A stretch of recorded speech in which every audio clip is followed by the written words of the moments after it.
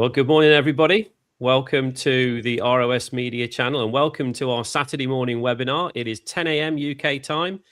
I've been looking in the chat and we've got people from all over the world on today. We've got hello from Spain. We've got hello from the UK. We've got Quebec. We have got Colorado. We've got France. We've got Canada, Hungary, Thailand. So guys, welcome to the webinar. Really excited to share with you the content today, which is the Monopoly Game Changer Protocol, how to really solve the cost of living crisis. Everybody is struggling right now, let's be fair. And that's a real shame, you know, that people are struggling, trying to make ends meet, trying to provide for their family. I think what you're going to learn today is going to change that forever. So I'm really excited to break this down. If you joined us yesterday, Ian and I broke down how this works in real technical detail, giving you documented a straight line process of how this all works. Today, we're going to dive into more of the what, where, why, and just the overall situation that people find themselves in and how to fix that.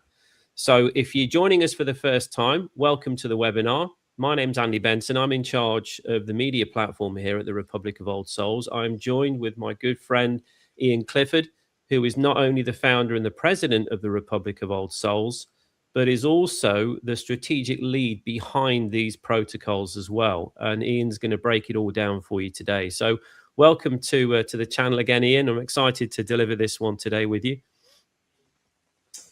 Yeah, I mean, it's fundamental that our community really gets a very good level of comprehension on what's on offer here, because it really is life-changing.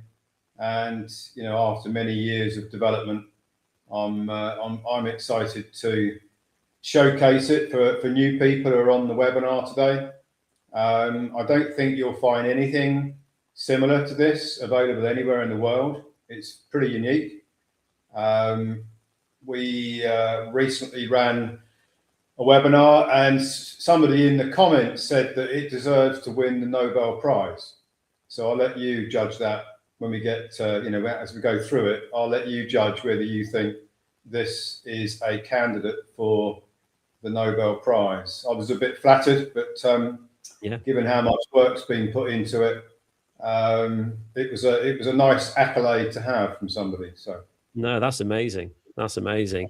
Well, guys, we're going to run through the presentation with you, and Ian will break that down. We've also, as you can see, we've got live chat today, which is amazing. So if you're joining us, please let us know where you're coming from. Please let us know that you can hear us. And we're going to be running a poll today as well. So we've got a live poll that we can run just to get some feedback from you guys on the content. We've also got a bunch of handouts as well. So we've got some technical papers and handouts. They will all be available after the webinar in the members area. So if you're brand new to this, I would encourage you to make sure that you can then go to the members area. The recording of the webinar will be available once it's populated, and we'll get that onto the platform for you guys as well. So you can rewatch it if you need to, if there's bits that you missed, and all the handouts will be there too. But for now, Ian, over to you. Let's get started. Yeah, thank you, Andy.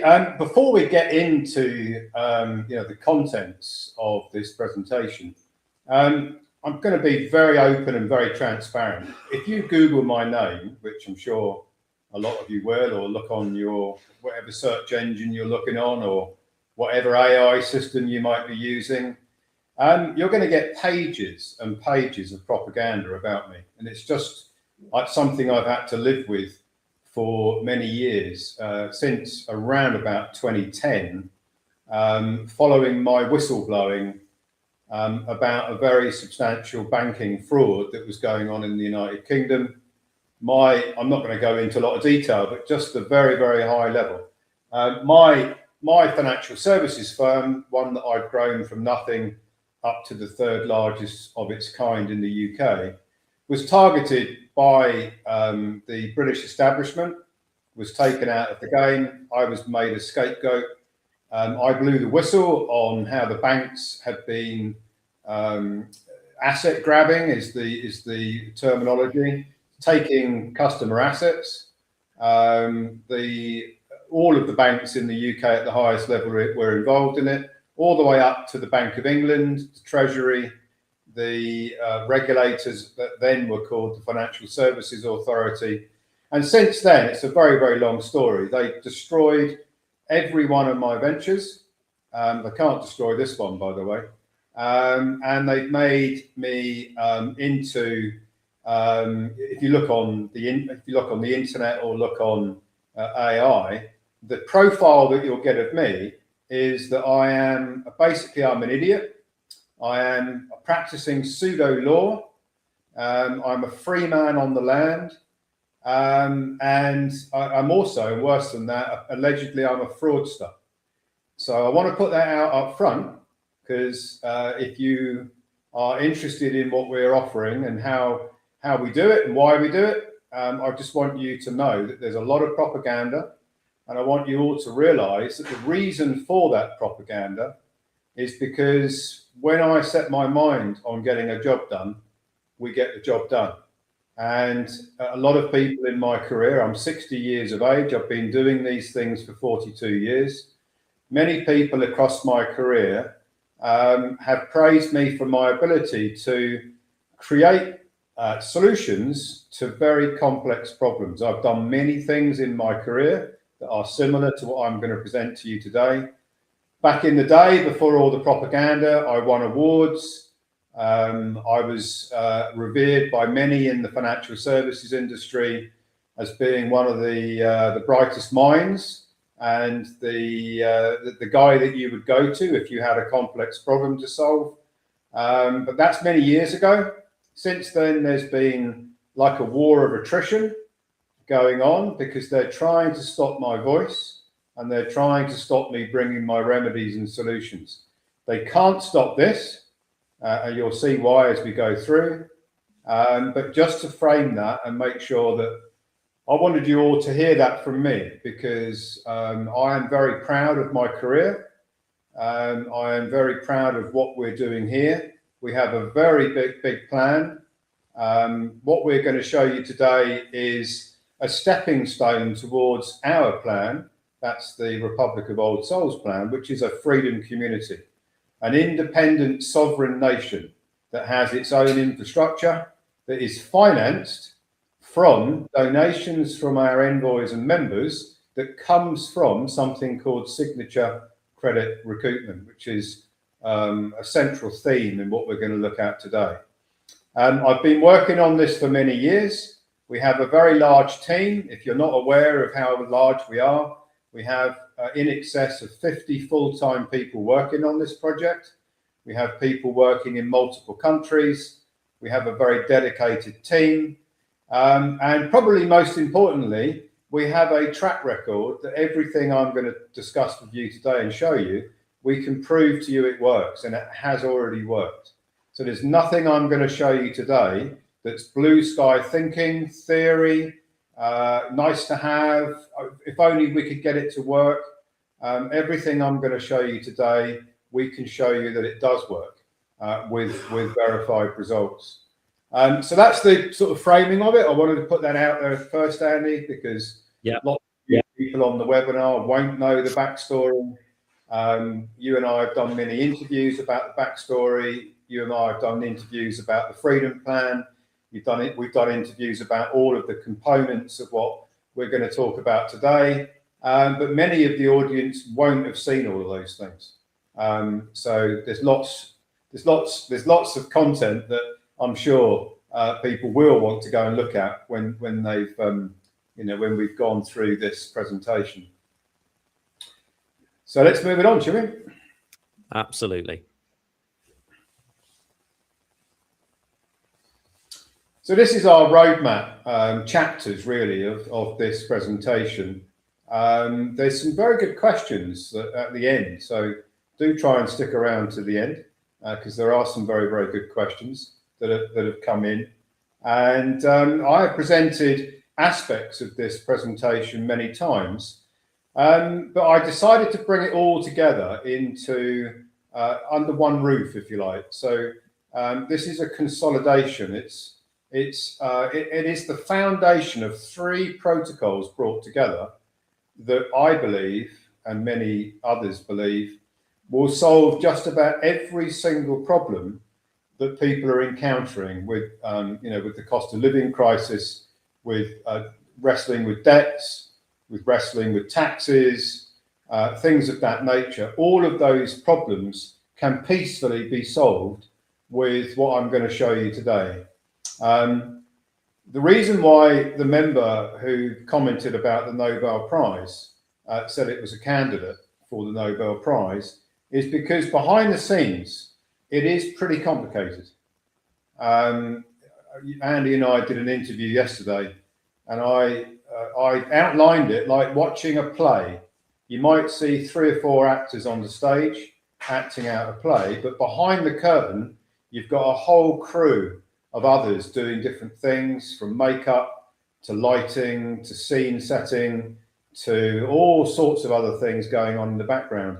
And what a lot of people don't realize is when you bring a solution like this that I'm going to show you today, there's a lot going on in the background that people don't realize because they don't see all the moving parts in the background. And I think the guy who said this is a candidate for the Nobel Prize must have been involved in developing projects of this type and knows how much work goes into it, how much research goes into it, how much coordination, how many people are involved, how many moving parts there are, etc. So if you haven't worked on big projects before, you probably won't know how much work goes in. If you have worked on big projects before and you've been the project director or the architect or even the manager, you'll know also that there's a lot that goes in. So I want you to look at this from the lens of what can it do for you, but I also want you to look at it from the lens of how much is being put into this over many years to bring this to you. This is the product of many, many years of research, of trial and error, of pilot schemes to bring this to you. It's not just been thought up, last week and we've created a presentation. This is many, many years, a lot of effort, a lot of energy has been put into this. And in my humble opinion, this is a very sophisticated solution to a very complex problem that you can access very, very easily. So I've made the complex simple, and that's one of the one of the objectives and one of the challenges is how do you make the complex simple?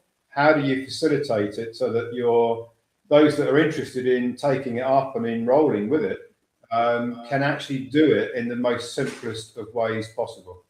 And that's something I learned many, many years ago in my financial services organizations. You've got to make the complex simple, and you've got to make it simple as possible for people to enroll in it and actually enjoy the outcome from it. So we're going to talk about some technical stuff. I'm not going to go too deep because I know that most in the audience will be new to some of the information that I'm going to talk about. Maybe you're new to all of it. You can't go too deep too early with very technical stuff. So I'm going to try and keep it fairly high level. If you want technical, technical is what I do, by the way. So there's between 50 and 80 technical papers at Ecclesia Law Institute that breaks all this down. Andy and I have done interviews breaking it down individually into component parts. There's an enormous amount of content if that's what you resonate with or you want to see. And I'm also, we're very, very close to launching the Ian Clifford avatar. It's just being beta tested at the moment. So this is an avatar where you will be able to ask it questions about any of the subjects that I'm going to talk about today. And if it does what it's designed to do, it will give you the same answer that I would give you. And you can ask it questions about anything that we offer, anything that we're doing, why it works, how it works. And later on, if you do enroll, you'll be able to ask a similar avatar what is going on with the your structure, your plan, your your protocols that you're enrolling in. It will tell you exactly where you are in the build out of the protocols that you're interested in. So it's pretty technology driven now in the world that we're in. Didn't used to be when I first started, but we are using a lot of technology to bring this and make this possible. Next slide, please. So let's take a look at what is the problem. And I'm sure a lot on this webinar are experiencing problems, which is probably why you're here. If you're not here because you've got a problem and you just want to have a look and see what we're doing, that's okay. But we noticed that a lot of our members and envoys of Republic of Old Souls, they start looking at potential solutions because they're experiencing problems, because they're experiencing stress in their world. And in my opinion, and I think in the opinion of many others, there is a crisis looming. There's no doubt at all. There's the beginnings of World War III going on. The economics of the world is under stress. People are feeling the pinch with regards to the cost of living crisis. You've got a engineered crisis, really, because every crisis that's ever been in the financial world is all engineered. One of the things I learned a long time ago is there's nothing random that's going on. It's all engineered. And if you really want to know why would there be an engineered crisis, if you're not up to speed with the fact that there is UN Agenda 2030, which predominantly is there to bring in more and more control of the world population. How are they going to achieve control? Well, it's pretty simple to say it. It's not as simple to do it, but they are bringing in like a digital concentration camp, which means that your ability to navigate around what I call the monopoly board of commerce will be constrained by whether you are operating with your behavior in a way that doesn't impinge on your ability to use your bank accounts, to visit places, to travel places. There is a massive control agenda that's being rolled out individually, and the way that they're going to get a lot of the world population to want to go into scenarios that give the controllers more control is by creating crisis, is by creating distress, and then rolling out the solution. So it's problem, reaction, solution. Create the problem, create a world economic crisis, roll out the solution, which is more digital control over your game of Monopoly. And then people will say, yeah, I want that solution because that may solve my problem. But actually what it's doing is it's giving those that control the game board, the Monopoly game board, it gives them more control over what people do, and more importantly, how they do it. Because if you can't use your bank account or your debit card or your credit card or however you make your transactions without permission and without sign off from others, the controllers, that's how they get control. And if you're wondering, is this like some prediction and there's no substance to it? It's already going on in China. It was going on in Canada a few years ago when the truckers went on a protest, and that's how they disbanded the protest, by stopping all their banking, creating control mechanisms through just switching people's bank accounts off. That's the extreme end of the spectrum, and we're not seeing it yet, but it's my prediction it will come for ultimate control. What we're experiencing at the moment is basically a cost of living crisis, where the cost of everything is going up and people's revenues, what they bring in, is not going up in line with the costs going out. So the gap between what's coming in and what's going out is getting narrower, and in some cases the gap is actually negative. There is less coming in than going out in many households, and that is causing a great deal of distress. There's the amount of people that are getting into mortgage foreclosure, debt foreclosures, seizures, all these types of consequences is rising in nearly every country. And as I say, it's all by design. So let's just, before we move off what the crisis is, I want to start just introducing a concept, try and make it a little bit easier to comprehend the rest of this presentation. If you're brand new to this subject, you probably are unaware that there is two realms that we're all involved in without sometimes knowing that we're involved in them. There is the realm of the living and the realm of the artificial. The realm of the living is the living men and women that have got a soul, they've got consciousness, they've got energy, and they can make their own decisions. They can do, what they want when they want to do it within certain parameters. And then you've got the world of the artificial. And the artificial world, I call the monopoly board. And the monopoly board is made up of the person, the citizen. This is the birth certificate construct.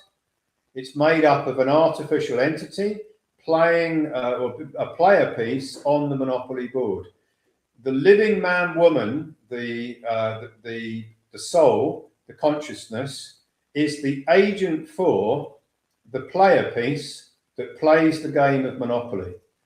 The living man, woman is the agent for the monopoly board playing piece, which many people will know as the person or the citizen. It is an artificial construct. Everything on this monopoly board is artificial.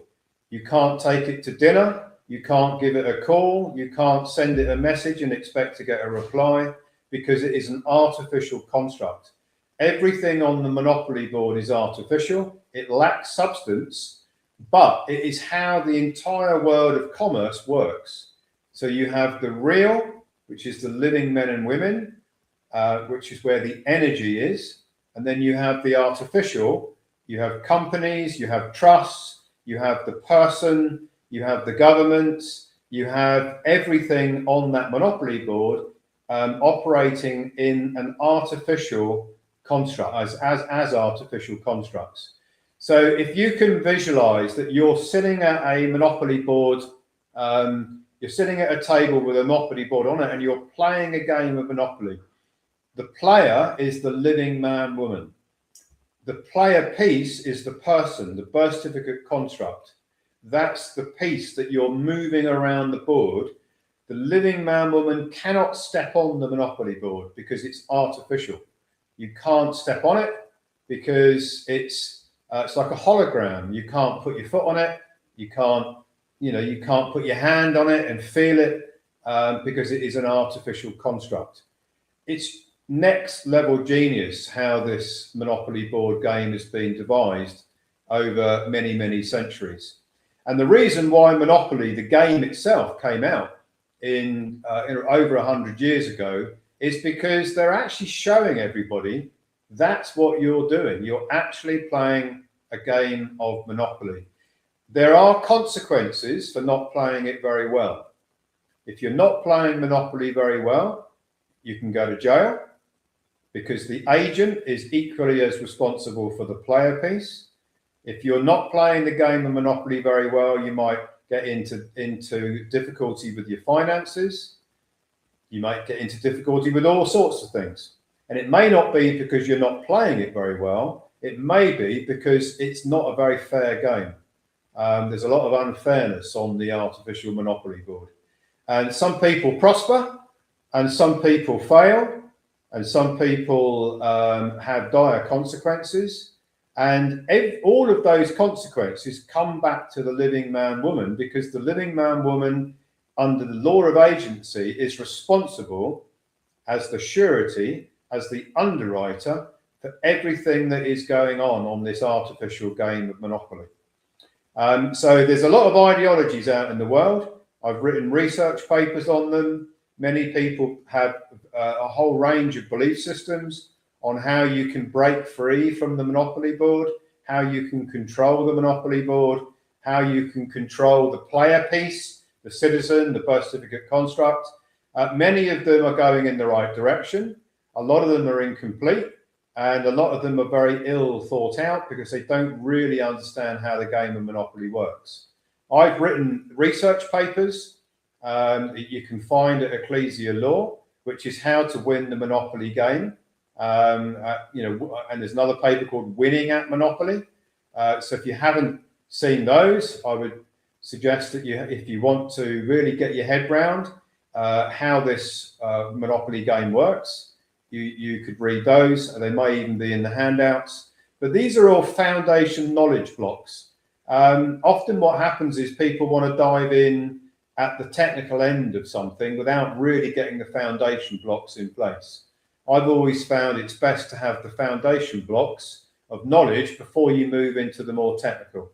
So I'm starting it very, very easily.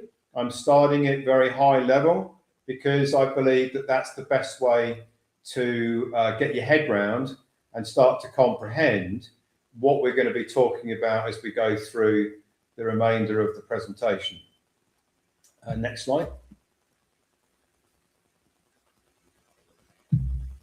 So staying on the theme of the Monopoly board, if you like, it's a legal grid. It's a digital legal grid. So everything on the Monopoly board is pretty much controlled digitally these days.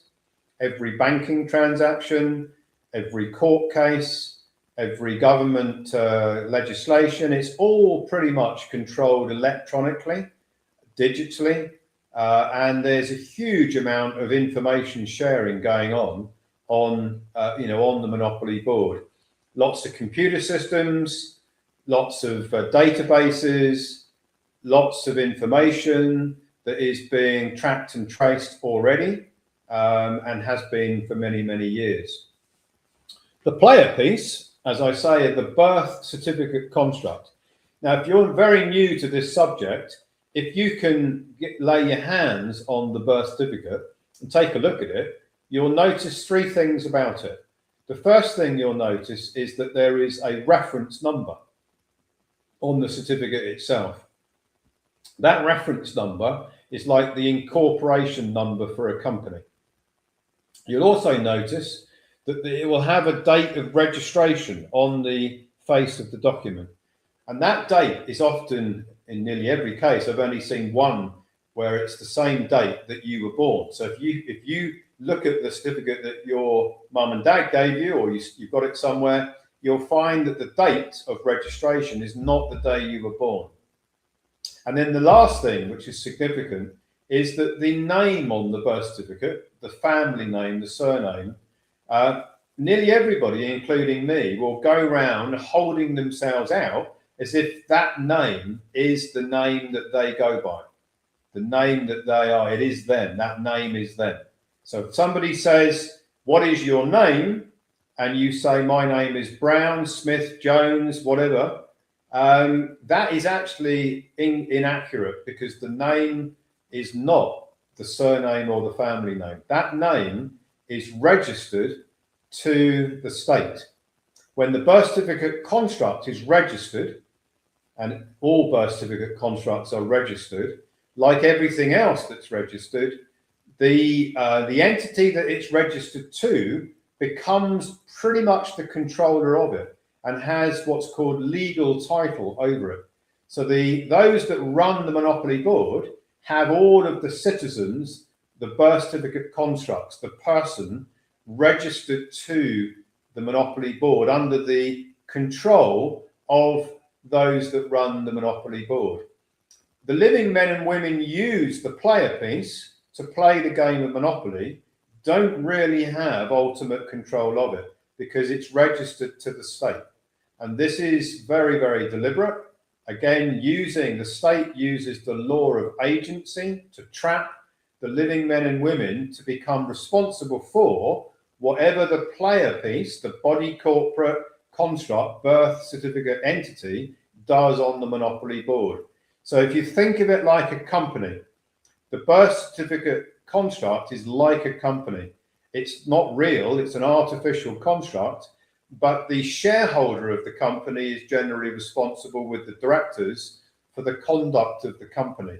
In the context of the player piece, the living man woman is responsible for the conduct of the birth certificate construct, the person, the citizen that is playing this artificial game. The control of the player piece is actually with the state ultimately, because it's registered to them. Just like the car, the house, and everything else on the Monopoly board is registered to the state. And that means that they have ultimate control over the player piece or the artificial construct, which is on this artificial Monopoly board. And the trick and the trap is that most people, including me in my earlier years, I used to firmly believe that the name on the birth certificate was me. I used to believe that the name on the bank card was me. I used to believe that the name on the passport was actually me.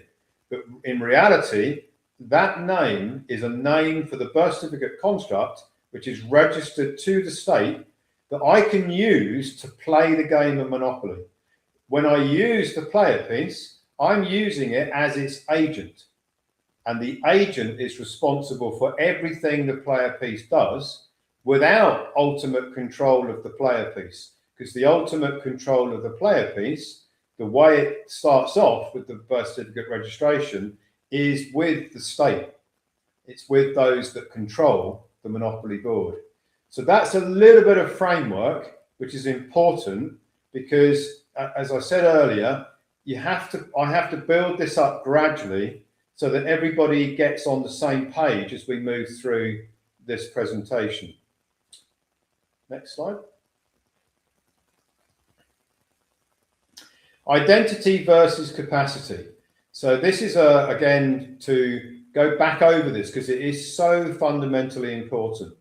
The citizen, which is often referred to as the person, is often referred to in legal contexts as the person. If you read legal documents, if you read contracts, you'll see that it says the person. It will talk about the person. It'll talk about, and you may believe that the person is the living man woman, but it isn't. The person is the player piece on the Monopoly board, which is being moved round the Monopoly board largely by the energy of the living man woman. And the trap, as I mentioned on the previous slide, is agency. The agency is the big trap that many, many people are not comprehending. A lot of people out there are saying things like, the birth certificate construct is not me. I don't have to play this game of Monopoly. I'm a living man woman. Therefore, they can't force me to do anything because I am not that birth certificate construct.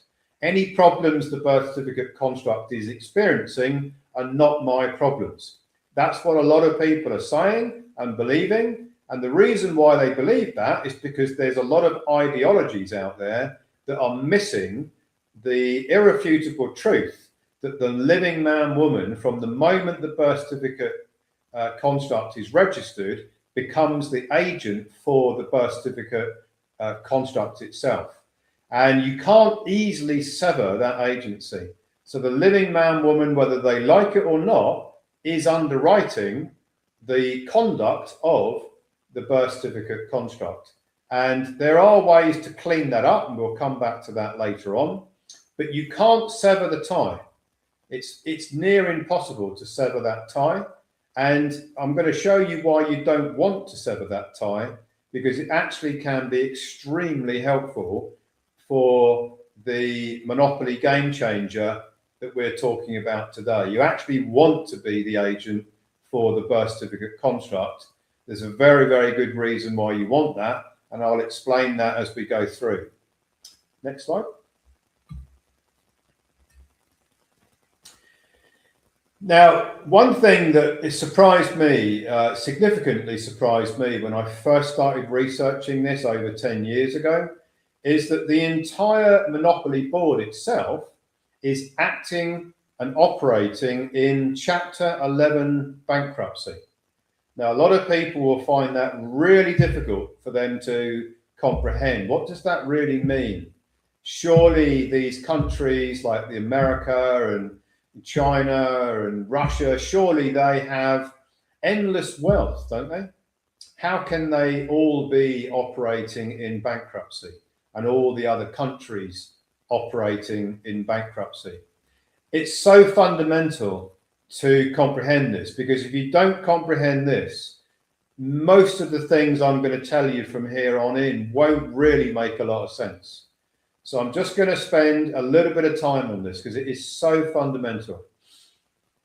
If you go all the way back to when banking became a popular part of commerce, because banks didn't always used to exist, banks used to have actual physical reserves. They used to have gold as a physical reserve. And if you wanted to transact with paper, that's like notes or coins, your notes were based on physical reserves held in the banks. That system hasn't been around for over 100 years. The system that came into being from 1933 up to 1944, when it was gradually being introduced, is the system of, it's called usufruct. It's a complex word, but it basically means that an artificial system is now taken over from a substance-based system. So whereas money used to be backed by gold, it's no longer backed by gold. It is backed by human energy. And we're going to come back to this theme all the way through this presentation. In 1933, the United States, which is that operates as the world reserve currency, the dollar being the world reserve currency, the United States is the center of the monopoly board. This artificial game is pretty much being controlled by the United States. You have, in the world of banking, you have the International Monetary Fund at the very top of the pyramid. Underneath that, you have the Bank for International Settlements. Then you have all of the central banks. Then you have the clearing banks. You have the investment banks. You have other types of banks which aren't really banks, but they call themselves banks. There's a whole pyramid that's going on in the world of banking. Now, in 1933, the bankers wanted ultimate control of the monopoly board. So they introduced, because the bankers were the creditors to the governments at the time and were absolutely the creditors, meaning that they had lent money to the United States government, they could invoke a Chapter 11 bankruptcy over the United States. If you want to read about it, it's called House Joint Resolution 192. The actual bankruptcy speech was read out by James Traficant, the senator for Ohio, who read out that it was the biggest reorganization in history. It is still the biggest reorganization in history. The bankruptcy of the United States then led to the bankruptcy of every other nation on the planet. There are no nations on the planet that are not operating in Chapter 11 bankruptcy. Now, what does that mean to you or I? If all of the governments are ultimately operating in bankruptcy, then there has to be, if you understand basic accounting, there is creditors and there are debtors. In a bankruptcy, there are creditors who are owed money and there are debtors who owe the money. So what they did in 1933, because bankers wanted ultimate control of the monopoly board, is they took a mortgage out over the entire monopoly board, all of the assets on the monopoly board, all the land, all the properties, all the infrastructure, everything on the monopoly board that has got an artificial title, because land and property and infrastructure have titles, so like contractual titles, and they took a mortgage out over all of that. And then what is of most significance to our presentation today is they took a mortgage out over the energy of the people. So I'm just going to let that sink in for a moment, because you might be wondering, how do bankers take out a mortgage over the energy of the people? And as we go through the rest of the presentation, I'll explain to you how they did it and how they're still doing it today. And they're doing it every moment of every day. And they're doing it to you on every single banking transaction you're involved in now and all of the past banking transactions. It'll become clearer as we go through. So what we're all using now is what's called money of account. Now, there's no substance to it at all. If you take out a banknote, you'll see on the banknote it says promise to pay the bearer. So that is a promise to pay in the future. You actually can't make a payment today. It's impossible to pay anything. All you can do is issue a promise to pay in the future. And that's come about since 1933, House Joint Resolution 192. So what they did was they took a mortgage out, the bankers took a mortgage out over the entire Monopoly Board, all of the infrastructure, all of the land, property, everything, every government, everything. And in exchange for that, they gave the people who they'd also taken a mortgage out. By the way, the birth certificate construct is registered to the state. They took a mortgage out over all the birth certificate constructs. So you've got this two realms. Remember, you have the living realm, the substance, the living men and women, consciousness, energy. And then you have the artificial monopoly board, where everything on the artificial monopoly board is mortgaged to those that run the board. The creditors, being the big banking pyramid, has got that mortgage out over everything on the monopoly board. Now, in a bankruptcy, there has to be a bankruptcy trustee. So you've got debtors on one side and you've got creditors on the other side. And in the middle, between the debtors and the debtors meaning they owe money and the creditors meaning they are owed money, is a bankruptcy trustee. And the bankruptcy trustee of the entire monopoly board, this artificial construct, is the United States Treasury. And that will become very important as we go through the rest of the presentation. So just to recap, there is no money of substance. There is only promises to pay in the future. There is debtors and creditors. Everything on the monopoly board is bankrupt, meaning it is all in debt. The world money system is a debt-based system. There is no substance to it. It's all made up of promises. You can't pay anything because there's no money of substance to pay it with on the artificial monopoly board. There is the creditors who are owed money. Let's just call it money for now. And there are debtors who owe the money. And I'm going to ask a question before you go any further, because it will become relevant later.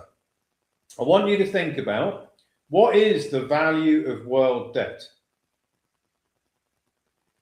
If you don't know, there are different figures flowing around, but I'm going to tell you it's something in the region of $400 trillion. Looking at the latest reports from the International Monetary Fund. That doesn't include very technical things called derivative contracts that would put it into the quadrillions. If you just look at world debt, if it's around $400 trillion, ask yourself the question, who is that $400 trillion owed to? I'll give you the answer. It's owed to you and me and Andy and everybody else, all the living men and women. Because what they've done is they've taken out a mortgage over our energy, and we, the creditors, we, the living men and women, are owed that energy back. That energy that I'm talking about is what is referred to as world debt. It's a debt-based system. It's based on a mortgage over the people's energy. Everything on the monopoly board is artificial. There is no money of substance.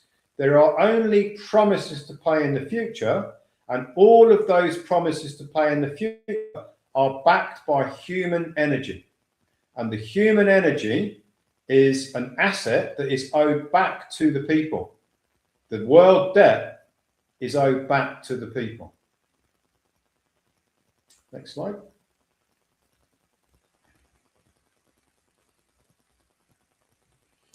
So HJR 192 is so pivotal because that is the tipping point of when the world of the Monopoly board went from a substance-based game of Monopoly to an artificial game backed by the human energy that is being transferred to the Monopoly board by banking transactions.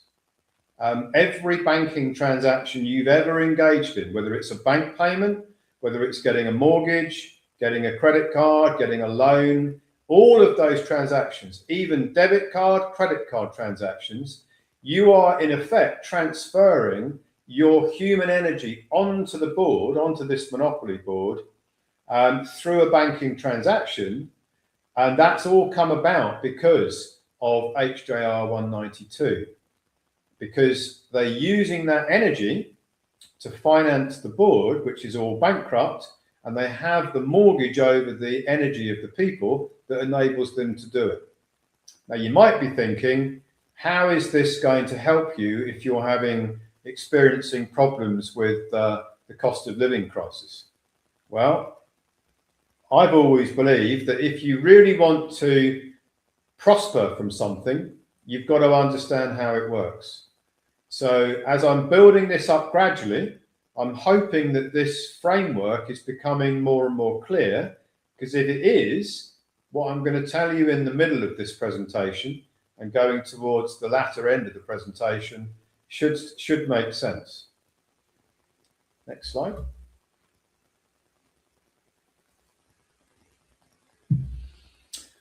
Okay, so let's have a look at how did they take a mortgage out over the energy of the people? What is the mechanism that transfers the human energy onto this artificial construct of the Monopoly board? And how does it work? Well, here's how it works. When you open a bank account, it is not the bank account for the living man or woman, it's the bank account for the birth certificate construct. The birth certificate construct is a banker, which might surprise a lot of you on this webinar. If you look at the Bills of Exchange Act of 1882, it confirms in that act that a person is a banker. And remember, a person is an artificial construct. It is the birth certificate construct. So the banker has opened a bank account with a bank. Both the birth certificate construct and the bank are artificial constructs on the Monopoly board. When you make a bank payment, what you're actually doing is issuing a new promise to pay to another bank. So you as a banker, or you representing a banker as its agent, because remember the birth certificate construct is the artificial entity, you the living as the agent for the birth certificate construct, makes a promise to pay in the future. That promise to pay in the future you would call, or many would call, a bank payment or a bank transaction. What you're actually doing is issuing new energy onto the board. The bank account that you've got with the bank, whichever the bank is known as the clearing bank. They enable you to put new energy on the board, make a promise to pay in the future. You're not transferring existing money because there is no money to transfer. What you're doing is you're making a promise to pay in the future as a banker, and it's what's called a negotiable instrument that you're issuing without knowing it. Every bank payment is the issuance of a new negotiable instrument. If you go in to get a mortgage, a credit card, or a loan, they will ask you to sign a document or a contract, whether it's electronic signature, whether it's a paper signature, it's a signature. And that signature is the issuance of a new negotiable instrument. So when you get $1 million mortgage, the bank has nothing to lend. What they do is they get you to use your signature to make a deposit of energy. So you sign the mortgage contract, the loan contract, the credit card contract, and you are giving the bank your signature, which triggers the creation of an energy transfer onto the Monopoly board. You make a deposit of energy when you sign up for a mortgage, a credit card, or a loan. When you make a bank payment, you are depositing your energy into another account, whichever the account is that you are, in inverted commas, paying, making the transaction out to. Every one of these transactions is the deposit of human energy onto the Monopoly board.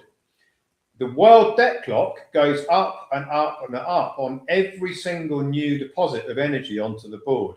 If you look at the world debt clock, go on the internet, search world debt clock, you will see that the number spirals up. The value of world debt is going up and up and up and up, never ever comes down. That's because it's representative of all of those deposits of human energy onto the Monopoly board. So you are, remember, your substance, your energy comes from substance, human, living man, woman. The birth certificate construct is a banker. The banker issues promises to pay in the future. Those promises to pay in the future are negotiable instruments. The negotiable instruments are basically credit energy that you've transferred onto the Monopoly board. And you're doing it because the birth certificate construct is this banking entity as confirmed under the Bills of Exchange Act. Your signature is the mechanism that transfers the energy onto the Monopoly board. Once it goes on the Monopoly board, in nearly every scenario, that energy, that credit energy, gets abandoned and it stays on the Monopoly board. But it doesn't need to. We'll come back to that as we go through. Next slide.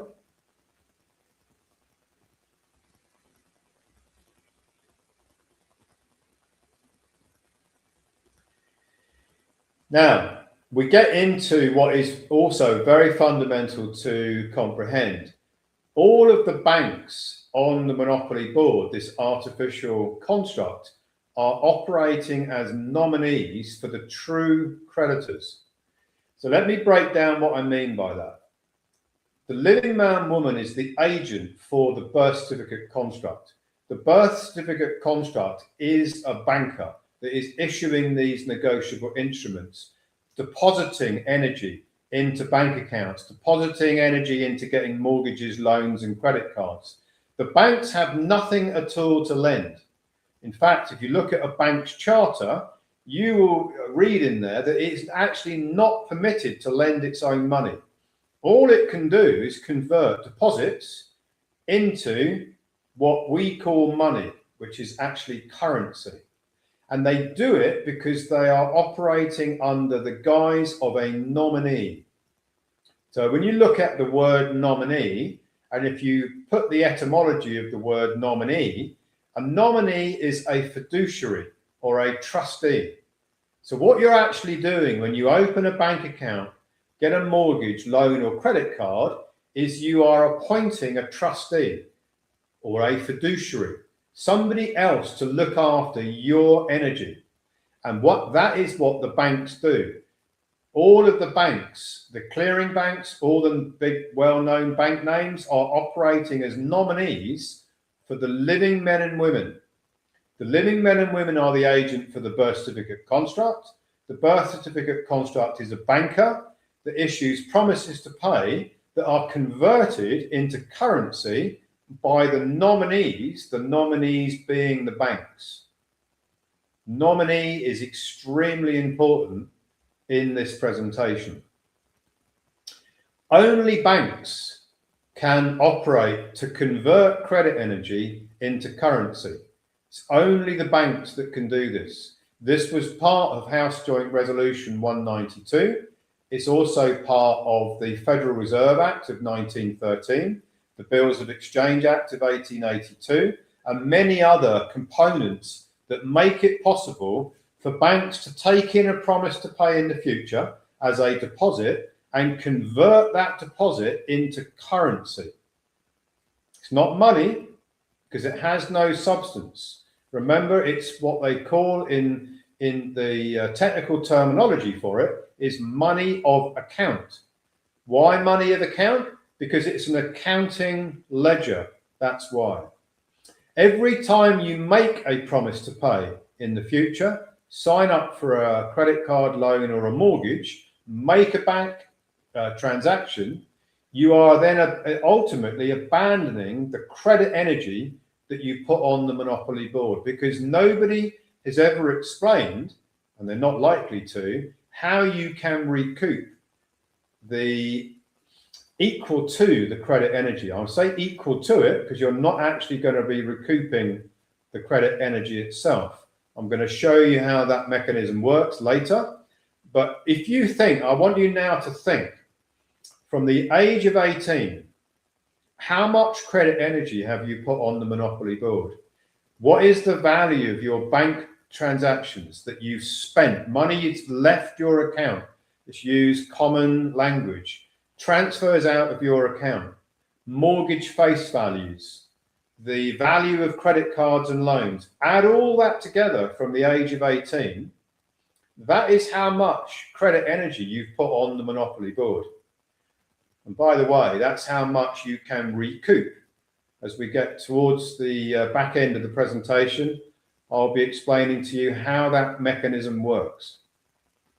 Next slide.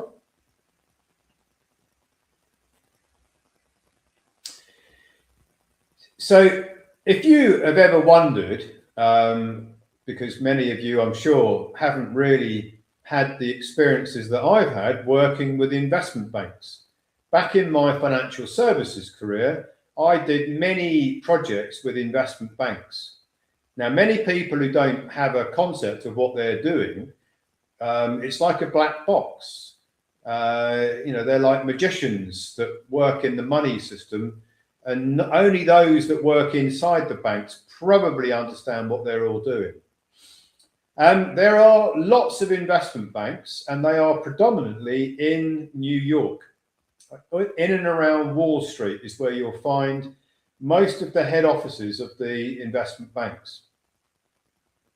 When you unpack what is it that these guys are really doing, and how is it that they are so big and so powerful?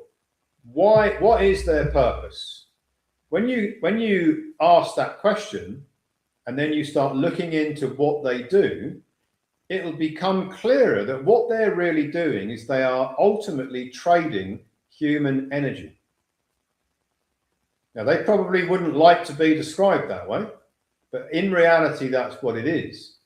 Because we've established in the early part of this webinar that there is no money of substance. There's only money of account, which is backed by human energy. So everything that the investment banks are doing is trading human energy, because human energy is what we all call money. So when they trade human energy, because, and this will also surprise a lot of people, all of the banks are also bankrupt. Because of House Joint Resolution 192, the banks are all bankrupt. They're all debtors to the system, to the monopoly board, the controllers of the monopoly board. I'm not going to go too deep into this because I could do a whole 2-hour webinar on how that part of it works. I just want you to comprehend that the banks are debtors. And because they're debtors to the under House Joint Resolution 192, when they use human energy for their trading, they have to pay taxes on the use of the human energy. And they pay taxes to the United States Treasury. Why? Because the United States Treasury is the bankruptcy trustee for the entire monopoly board. Now, one thing that may not have become clear is that when you make a bank payment, when you get a mortgage, loan, or credit card, you are depositing your energy onto the Monopoly board, and the clearing bank that is enabled that conversion of your energy into currency, they put that up into these financial structures called bonds. They're like investment structures, and they sell them to the investment banks. It's called securitization.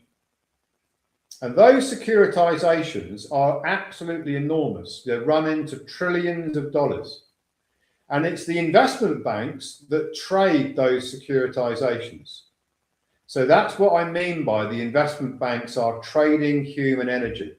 You make a bank payment, you get a mortgage loan or credit card, that energy that you've transferred onto the board is then moved from the clearing bank into an investment structure, into a bond structure, and then moved into the investment banks who purchase it and then trade it for profit. And when they make a profit on that human energy, they have to pay taxes for the use of the human energy to the United States Treasury. And there is a specific tax ledger that all of the investment banks pay the taxes. It's called the 945 tax ledger or tax module. And on the screen here, you've got some of the values of how much tax the investment banks are paying on the 945 tax ledgers. This is their annual tax bill that they have volunteered to pay under Form 945 or Ledger or Module 945. Now, if you look at all the other taxes that the investment banks are paying on other tax modules, it's a great deal more significant than this. It runs into billions of dollars. We'll come back to that a little bit later. Next slide. So the remedy to the cost of living crisis, to being able to discharge debts, to be able to discharge tax liabilities, is the recoupment of the credit energy. So what we're going to talk about now is how does that actually work? And then we're going to talk about why it works. I wrote a document many months ago called the Clifford Protocol. You'll have it in the handout.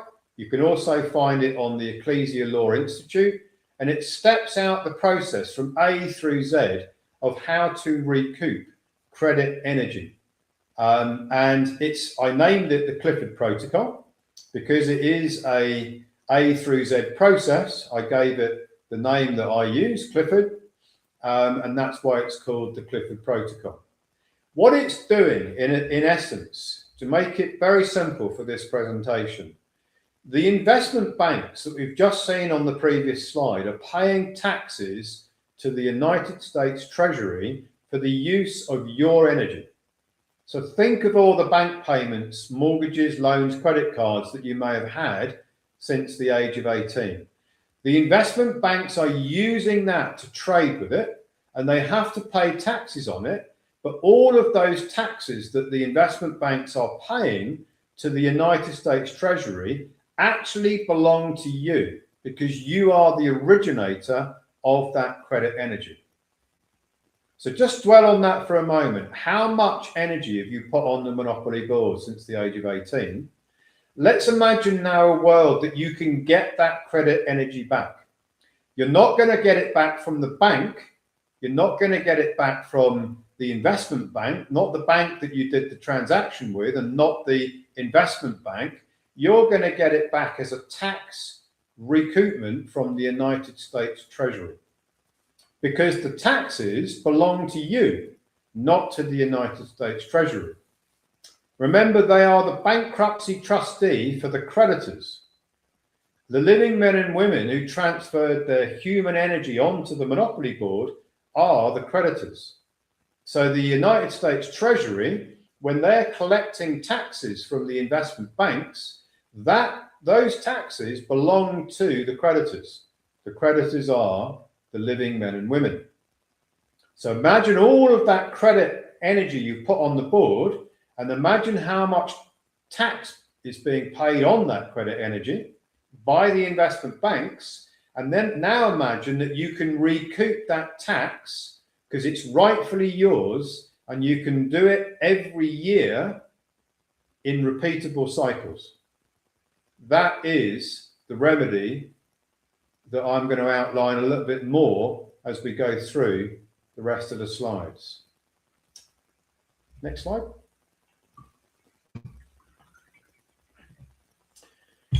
So I said to you I'd explain how you do it.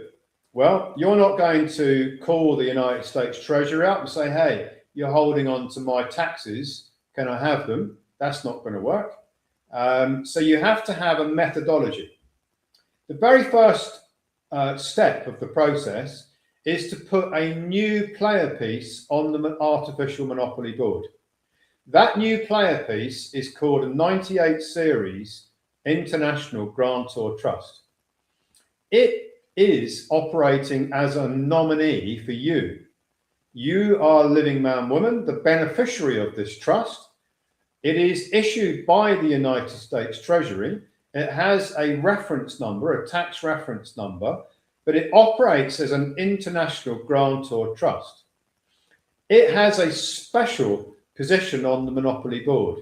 It's pretty unique in how it works on the Monopoly board.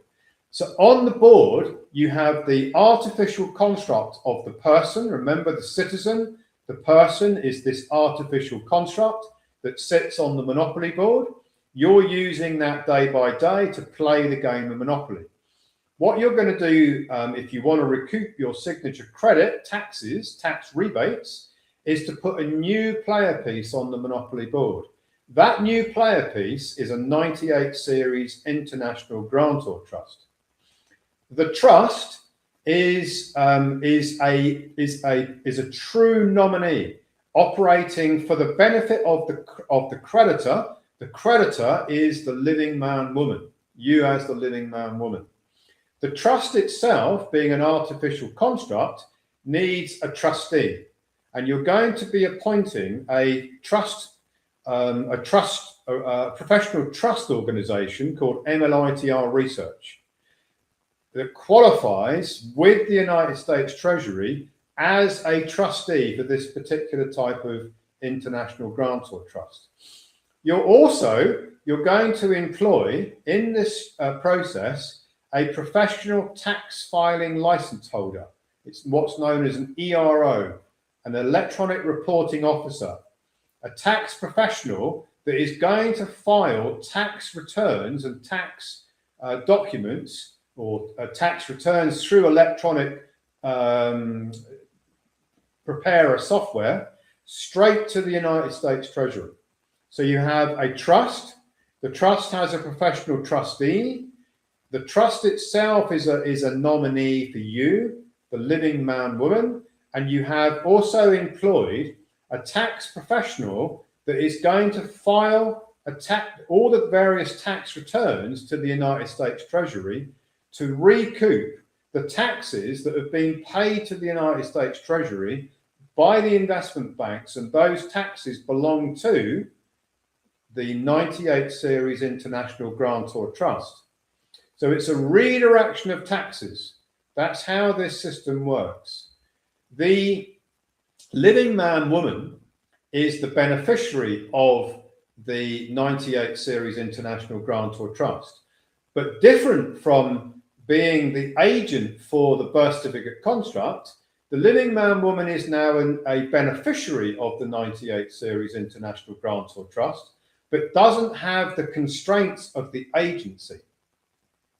It can receive the benefit in that trust, but it doesn't have the liability of being the agent for the trust, because the living man, woman is the agent for the birth certificate construct that issued all of those promises to pay in the future to put the energy on the board. To take it off the board, you need a new entity, but the new entity is the 98 series International Grantor Trust, operating as a nominee for you, the living man or woman. Now, the 98 series International Grantor Trust operates individually, independently, and doesn't have to report taxes. It is a exempt entity in terms of tax disclosures or any tax payments. It's pretty unique as a structure. Next slide, please.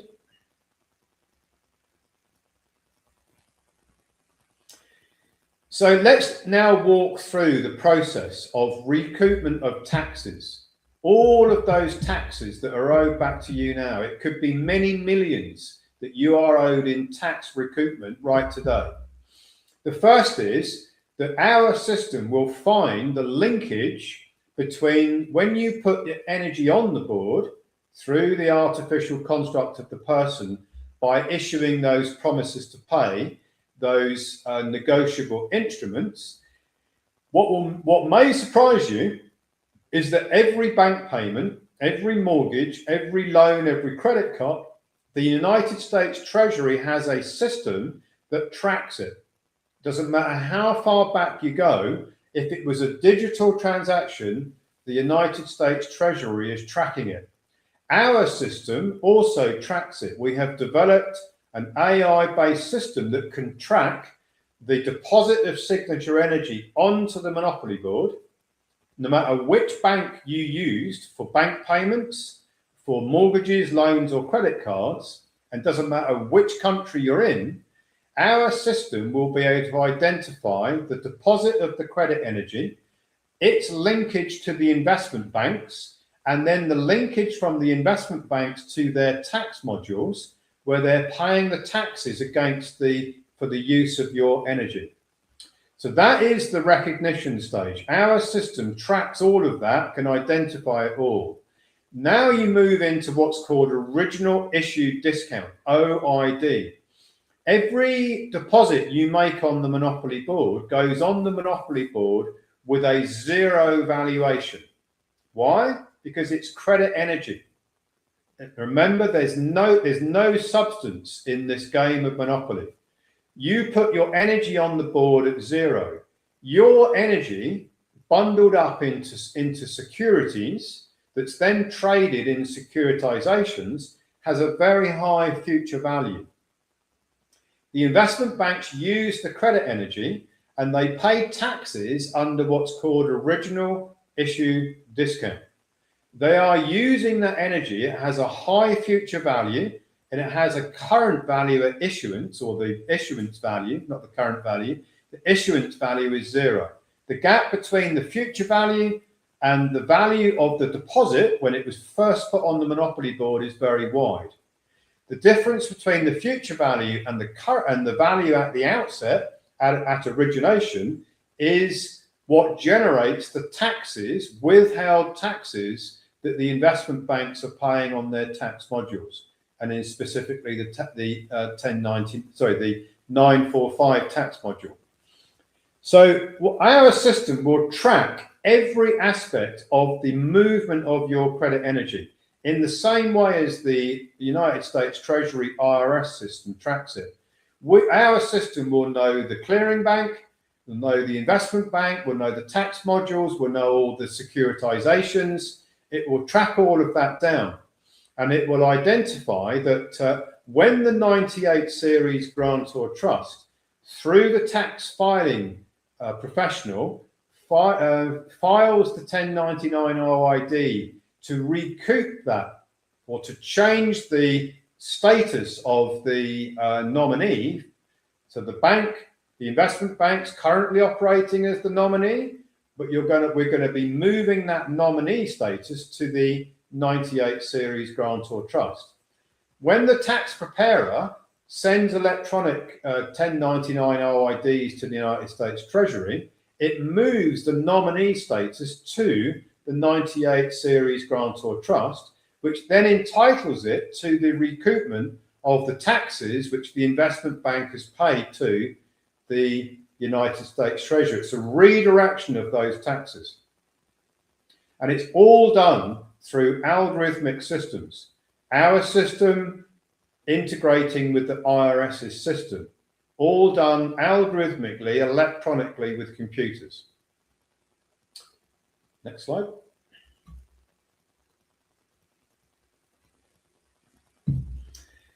So if you're interested in, is this lawful and how does it hang together, in terms of the legislation that enables what I've just been speaking about and what I've just outlined, I haven't put everything here. I've just put the big ones, right? The Bills of Exchange Act 1882. In that act, it tells you that a negotiable instrument basically is credit energy. And it also tells you that the person is a banker. The person is the artificial birth certificate construct. In UCC Article 3, it governs the transfer of the credit energy from the clearing bank to the investment banks. And it also defines who the nominee is in every transaction. The holder in due course. So that is at the moment unless you're already doing this and have already recouped your taxes, the banks and specifically the investment banks are presuming to hold what's called the holder in due course status. They presume that they are the rightful owners of that credit energy. When you set up a 98 series grant or trust and the tax preparer files 1099 OID, it changes that presumption. Now the 98 series grant or trust is the holder in due course of the credit energy and is entitled to the recoupment of the taxes that the United States Treasury has collected from the existing presumed holder in due course, which is the investment bank. So filing the 1099 OID is a pivotal move because it changes who the nominee is. What structure is now the nominee for the credit energy? It's no longer the investment bank, it is the 98 series international grant or trust. Where does it confirm that? Well, it confirms that in the IRS publication 1212. So you can read about it in IRS publication 1212. And if you're in any doubt that this is lawful, if you have a look at the revocation procedure 2002 to 2026, it says in there, which is IRS code, as they have all these legislative codes that they follow, that the once they are instructed by the holder in due course to transfer taxes that they have collected from the current payer, which is the investment bank, to the 98 series grant or trust, they have to execute that transfer in accordance with Rev Proc 2002 to 26. It actually confirms this in their own tax manuals. Next slide.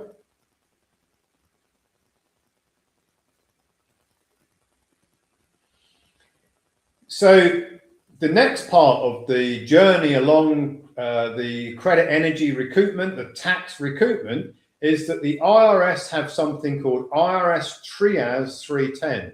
They have an electronic way of distributing the tax recoupments straight into the banks that have been set up, that we will set up for you if you want to do this, into the 98 series grant or trust. So the IRS have a procedure called IRS Trias 310, which reroutes the taxes that they've collected from the investment bank straight to the International Grantor Trust, this 98 series trust, and their system of doing that is called IRS Trias 310. And because of the way that we set it up, we have set up the trustee relationship with individual bank accounts for the receipt of this redirected tax to the 98 series grantor trust. It is completely compliant, ticks all the boxes for the IRS and ticks all the boxes for the banks themselves to receive the IRS Trias 310. Next slide. Now, the next component is that separate from and in addition to the 98 series grantor trust is we create for you what's called an asset fortress protocol. It is a second 98 series grantor trust. It sits on the monopoly board as another artificial player piece on the monopoly board, and it is going to receive the tax recoupments that have come into trust number 1. That's the trust that is filing the 1099 OID with the professional trustee. It is going to be the recoupments of taxes is going to be sent into the Asset Fortress Protocol, where your birth certificate construct is going to operate as the grantor and the trustee. So the birth certificate construct, the name on your bank card, passport, driving license, becomes the grantor of an Asset Fortress trust, and the trustee, meaning that you, the living man, woman, have absolute control over the Asset Fortress as an international trust that sits on the monopoly board independently of the person, the birth certificate construct, away from digital ID, away from taxes, away from all of those constraints that the government imposes, because it's an international trust individually operating on the monopoly board with no constraints against it. That trust, the Asset Fortress Protocol, is going to operate as your private treasury. You're going to receive Credit Energy tax recoupments into it from the first trust by transfer. The first trust transfers to the second trust, the Asset Fortress being the second trust. You then, as the grantor and trustee, can use that Asset Fortress Protocol to spend, let's call it spending, send out new deposits from that trust, manage all of your banking affairs, pay off all your debts, pay off all your taxes, go and acquire whatever it is you want to acquire, and the acquisition and the discharge of debt and taxes is the issuance of new promises to pay from your Asset Fortress Protocol, new deposits onto the monopoly board that you can then recoup back in endless cycles. So you spend and recoup, spend and recoup. Because everything that leaves the Asset Fortress Protocol is the deposit of Credit Energy back on the board, and then you recoup it back in the way I've described in the earlier slides. So your Asset Fortress Protocol becomes your infinity treasury, sending energy out, recouping it back, sending energy out, receiving the recoupments back in never-ending cycles. It will avoid digital ID if you're concerned about that. So no tracking and tracing of your spending habits. It will also enable you to store actual assets like your property, your cars, your gold, your precious metals, your land. All of these different things can be transferred into it, and it becomes your Asset Fortress. But the main reason that you're going to set it up is because you want it to sit on the monopoly board individually so that you can use it to spend and recoup, spend and recoup. That's its main purpose. It can also hold all the assets, which is important, but that's not its main purpose. Its main purpose is to give you an individual, independent way of spending and recouping on the monopoly board that cannot be controlled by those that control the monopoly board itself. Next slide. Now, in order to clean up the agency, remember the living man woman is the agent for the birth certificate construct. At the moment, it's a bit messy. What you've got is you've got the living man woman using the birth certificate construct and operating the birth certificate construct as its agent under what's called it's the executor. De son tort is the Latin name for it. Executor, which means that, an executor of an estate, because the birth certificate construct is viewed on the monopoly board as an estate. It's like a trust. The agent for it is operating it as its executor de son tort, meaning it's using it, but it's not using it appropriately because it's using the name that's been put on the birth certificate, the family surname, and it's using that name as if that name were the living man woman. It's a bit messy. The living man woman is actually holding out that name. Holding out is a term in the law, as if it were them. It's not them. It's a separate birth certificate construct that needs to be cleaned up in order for you to elevate its status.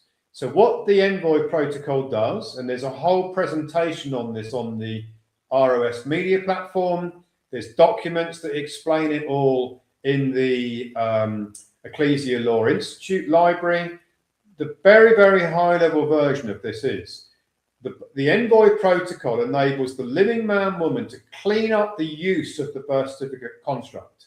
It doesn't sever the ties of it. It just cleans up its use. You don't want to get rid of the birth certificate construct. You just want to clean it up. That is done within the Envoy protocol. The living man woman becomes the what's called the occupant of the office of the general executor. So remember that the birth certificate construct is an artificial construct. It is an estate. It needs an executor because the estate is dead. It's an artificial construct. It has no life. So the living man woman is the agent for it, can occupy the office of the general executor, clean up its use, make it more powerful, give more control over it to the living man woman. That's what the Envoy protocol does. It also makes the living man woman an envoy for a ministry. Now we don't do religion here. We're not doing religious scripture and all that kind of thing. A ministry is just an entity that has a belief system. The Republic of Old Souls believes in being peaceful, operating as a creditor to recoup credit energy, and basically operating with integrity and honor. That is the religious belief of the Republic of Old Souls. It's not about scriptures. It's not about, texts from many centuries ago. It's got nothing to do with conventional religion. It's to do with operating on the monopoly board with honor, with integrity as the creditor, operating and playing the game of Monopoly using advanced moves that I'm showing you some of those today. That is what you become, an envoy for that belief system. And that makes your status, elevates it up on the Monopoly Board of Commerce. Next slide. So you've basically got a choice. Everyone out there has got a choice. You can carry on transferring your human energy onto the Monopoly board and never recouping it, and having to generate more and more and more by economic activity, working at your job, running your business, trading something, doing something to generate more and more and more and putting more and more energy on the board.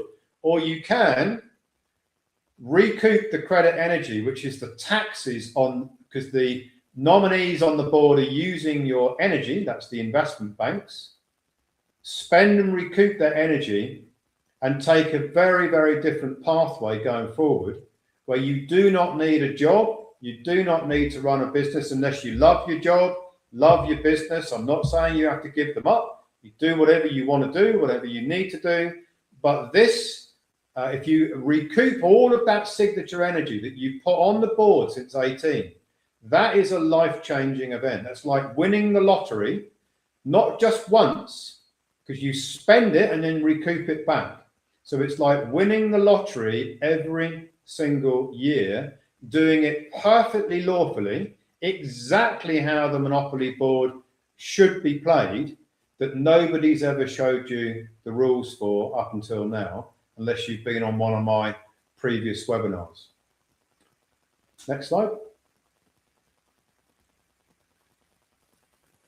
And this is really the life-changing aspect of it. It's not like you've just got one lottery ticket and you've cashed it in and spent all the lottery winnings, and then you never get that lottery win back again. You will be able to spend and recoup from your asset fortress protocol every single year. You can add to it, of course you can, by your earnings, your profits in your business. You can add to it, you can increase it, but you'll probably find for most people that we have got in our membership, the amount of signature credit recoupment that they are qualifying for is enough to see them through for the rest of their life. They don't have to add to it in most cases that we've looked at so far. Next slide. So we're up to questions. We sure are. So we've had a plethora of questions in the chat. I want to say, guys, thank you for the interaction in the chat. It's been I've been struggling to keep up with you all, but I've done my very best. And what I've done is I've also written down any of the questions that have been in the chat that I haven't replied to, because what Ian and I do moving forwards from a Saturday webinar, early part of the following week, so either Monday or Tuesday of this coming week, we will be shooting a webinar Q&A based on all your questions from registration and anything that you've put in the chat today. So if I haven't answered your question, do not worry. We will do that on a separate video early part of next week, and we'll leave no stone unturned there, okay? So let's go through the 7 top questions. First one, Ian, how can I stop acting as a pauper and start operating as a master on the board? Well, the first thing that you need to do is understand and comprehend that it's just a game. It's an artificial game. I call it Monopoly because that's exactly why Monopoly was introduced, the game Monopoly. It's a bit of a piss take, really, because they're actually selling it to us as a game, but it's what we're all doing without realizing it. When you play Monopoly, you've got to know the rules. Most of us were never taught the rules. We thought the game of Monopoly was work hard, set up a business, buy and sell something to make a profit, and then acquire assets and then, you know, do that for 40, 50 years and then retire. That's the game that we were sold, most of us, if not all of us, right? So we played the game that way. That's the way our parents played it. That's the way everybody around us is playing the game. But just imagine if at the age of 18, you went to a week's course on exactly what I've just explained to you, where you could operate a structure, as I've explained on this webinar, and you could create some economic activity so that you've got something to recoup. And then from age 20, you could just be spending and recouping what you'd already created over the first few years. What a different game you would have been playing. I'm not saying you would have given up at 20. You might have carried on with your job and your business until mid-30s because you wanted to build up more and more. But just imagine what you could have done if you could have put this structure I've explained today in place many years ago. Your game of Monopoly would have been so different. I know mine would have been, I mean, Andy, your game, everybody's game would have been a completely different. Yeah? I know we've all had our roller coaster rides over the years. You know, Ian and I are a similar age. I'm 56. You're what, 60? And, you know, so you think about that. I've got 38 years worth of unclaimed taxes owed back to me and my family. And for many of those years, we've struggled, like I'm sure many of you have. So, yeah, well, I think the phrase of this being a game changer is very apt for people.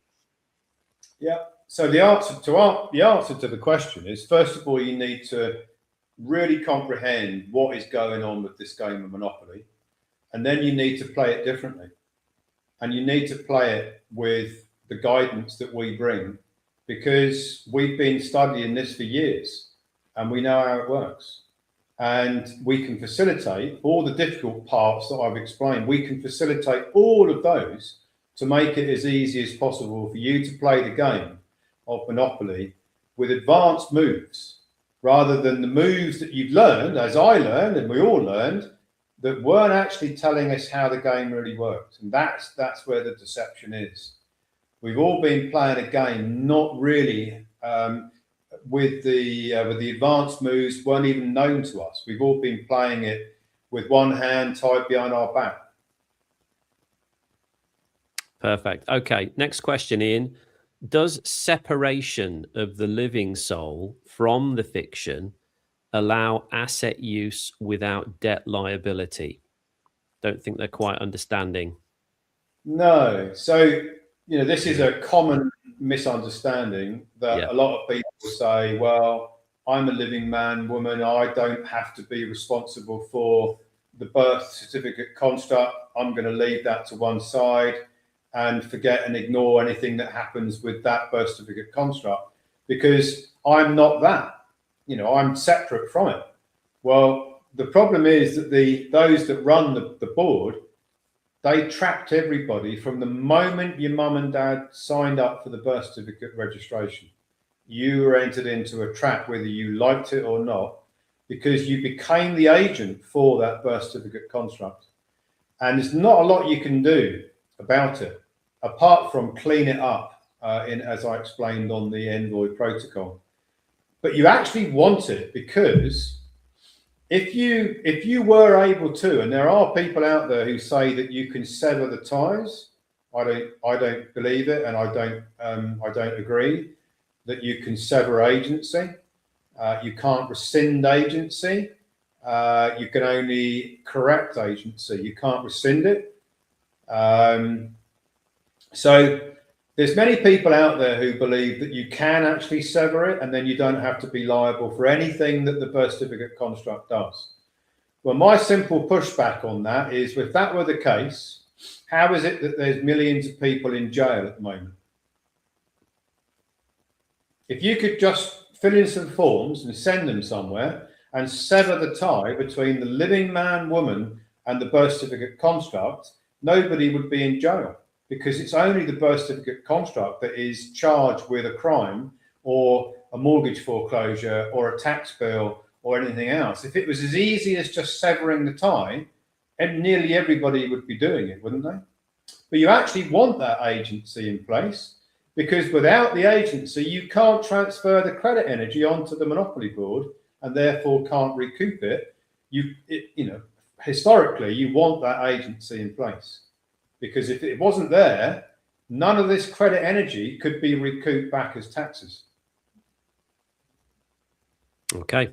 Next question is it possible to recoup millions in credit energy since the age of majority? Well, the IRS have a limitation. Remember I said we could set up a new grantor trust, 98 series. That trust is going to file the tax forms 1099 OID. A professional tax preparer is going to file those. Knowing how much is possible to recoup in advance, because all of those tracks and traces through our algorithmic system is being done. The limit on the tax preparer's software is $10 million. Per trust. So if you're out there with a lot more than $10 million that you have put your energy on the monopoly board, if you want to recoup more than 10 million, it is possible to do it by setting up multiple grantor trusts. So you'd have 2 or 3. The limit on each individual one is $10 million. By the way, a lot of people, we've been doing this for quite some time. A lot of people view millions as if it is a huge amount of open brackets, closed brackets money. It's not. It's just ledgers. It's just ledgers on a computer system. There's no money of substance. So it doesn't really matter what the number is that's being recouped. It's more about whether it qualifies. Has all the checks and balances, ticked all the right boxes for the recoupment itself to qualify. It doesn't really matter about the value of the recoupment. It matters about whether it's compliantly being done, not the value of it. So the answer to the question is yes. Okay. And if you go to ROS Media, go to our platform, rosmediaplatform.com. So that's rosmediaplatform.com. There is an interview that I've done on there with another fellow member of the team here, Ange, where we actually show you some tax transcript evidence there. some of those tax transcripts are, up into the 20 million marker, 25, 26, 27 million per filing. So if you want to see evidence of that, go there. It's about 20 minutes long. I think you'll find that quite insightful. Next question, Ian, is can the asset fortress hold property beyond the reach of state registries? Well, that's quite a complex question without knowing the individual circumstances. The answer is possibly, because it depends how the property is registered already. I haven't explained this because it's not that relevant to this presentation. But when you look at property, shockingly, because it is a shock when you first realize this, there's no living man or woman on the planet today outside of clergymen and maybe some monks that actually own property, the legal title to the property, the real ownership of the property. 1933, a mortgage is taken out over the entire monopoly board, and that mortgage puts the legal title in the hands of the creditors. That's the banking creditors. So when people say, I own a house, when they're talking about what they've got or what they think they've got, what they actually have is the equitable title to use the house. So they have the use of the house and they can sell the equitable title to others, but they don't actually own the house or the land that it sits on, because the ownership of the land and the house itself belongs to the entity, which is the banking entities. And we could go into this as a whole webinar on its own right.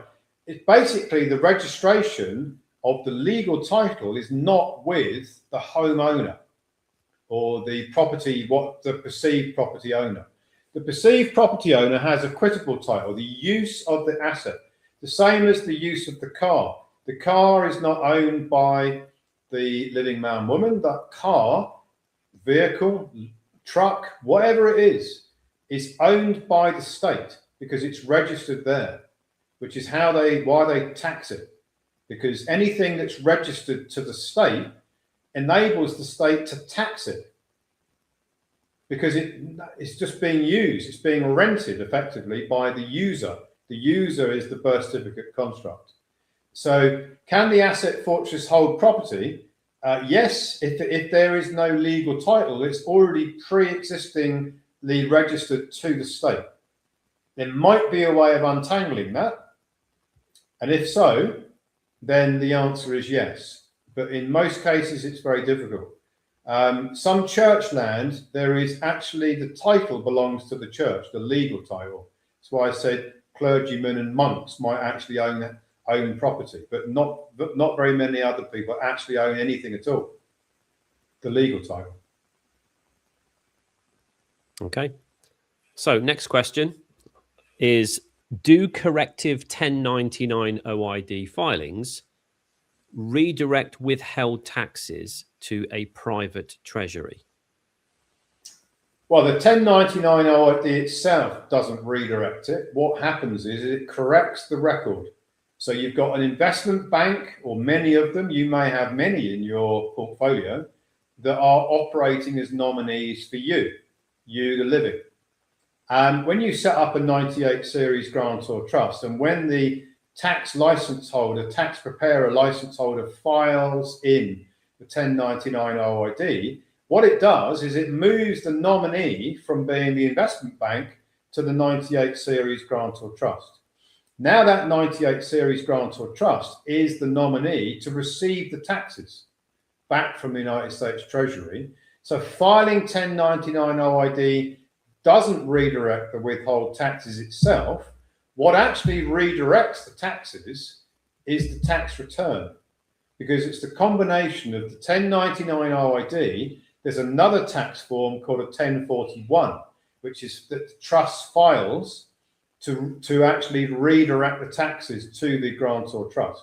The 1099 OID is a correction of who the holder in due course is, the entity that's holding that status as holder in due course and nominee becomes the grantor trust, but no tax rebate is ever going to go to that trust unless a 1041 tax filing is sent in at the right time in the process.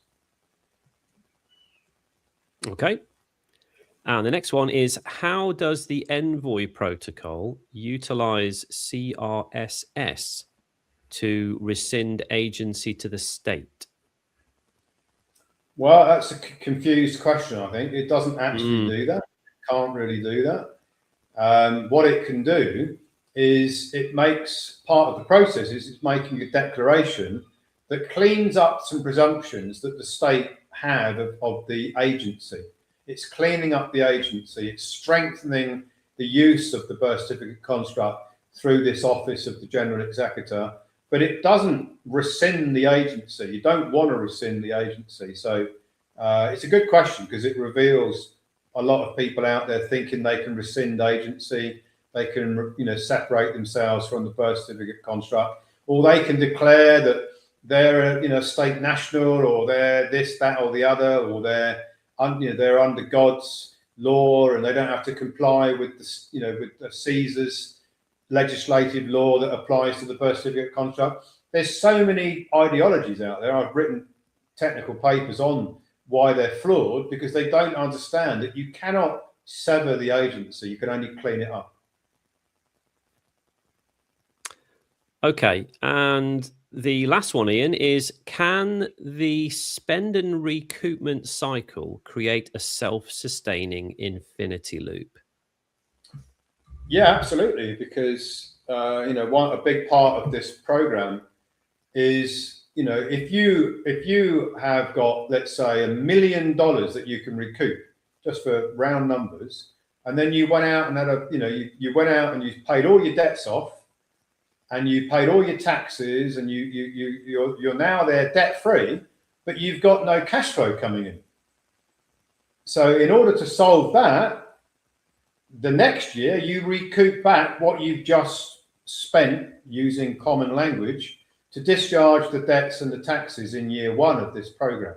Year two, you're recouping back what you put out, the energy you put back on the board, and then you can recoup it again. So it's like it is an infinity cycle, and that's a big part of this program. You go from being a debt slave to being completely in charge of your game of Monopoly, and giving you the ability to play the game, but also to do other things in your life that you might have wanted to do, that you've never had the time or the budget to do them, because you've got to go and do that job. You've got to go and do that business. You've got to go and do whatever it is you're doing to generate, let's just call it income. There's no income, but let's just call it income. And that's the life-changing part of the infinity loop, is you can basically go and get your lottery ticket every year and cash it in. Okay. Let's move on to the next slide, Ian. So before we go into next steps, we do actually have a poll. So I'm going to go live in the chat. You've all been very, very active in the chat, which is wonderful to see. And I've done my level best to answer your questions. Ones I haven't answered, I've written them down. So I've got a note at the side. I've been vigorously typing and copying, pasting your questions in there as well. So we'll get to those early part of next week. But right now, we have just one very simple poll. The way that this works, guys, is you'll see the poll on the screen, and you will have the ability to vote in the chat. And for voting, you simply need to put the number down. So you'll have three options. There's option 1, option 2, option 3. All you need to do is type a 1, a 2, or a 3 based on the answers to the question. And then you will see, as will we, the live results on the screen in terms of the percentages. So let's do that now. Not done this before, so we're going to do this for the very first time. And here is the poll, which is very simply, do you want to get started with the Monopoly Game Changer protocol? Type 1 in the chat if yes, I'm ready to get started. type 2 if no, I'm not ready to get started, and type 3 if I've already started my journey.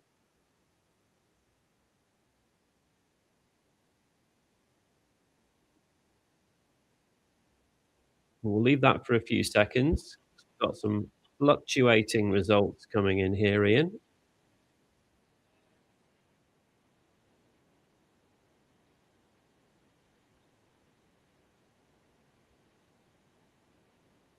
I'll leave it for a couple more seconds.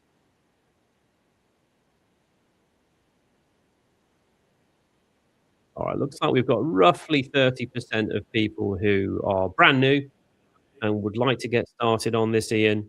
About 60% who have already started, which is amazing, and 9% that are not ready to start just yet, which is absolutely fine. Right, I'm going to give it 5 more seconds, guys, and then if we can stop voting, we can kind of collate the poll results together. I think we're about there now. Yeah, well, very good. All right. So we've got around 90% who either are doing it or want to do it. So that's pretty impressive, isn't it? Yeah, amazing. Amazing. So next steps, guys.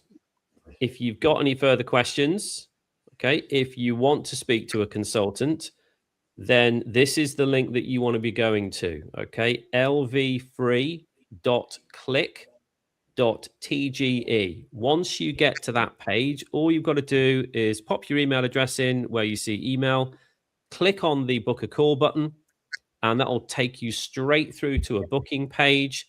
Pick a day, pick a time that works for you. The day and the times that you choose are available on the consultant's calendars, so you know that they have that availability, and you'll get a booking straight into the calendar, and you'll be able to jump on a Zoom call or something of that nature, a video-based call, where you can actually talk to a consultant about your own personal journey and how the Monopoly Game Changer protocol would work for you. So that's your next steps if you're one of those 38% who said you were ready, or 39% who said you were ready to get started. Can we put that in the chat, Andy? Is that possible to paste that into the chat? Rather than I can indeed. Yeah, let me just go back into the chat very quickly. And what I'm going to do, guys, is I will put in the link for you.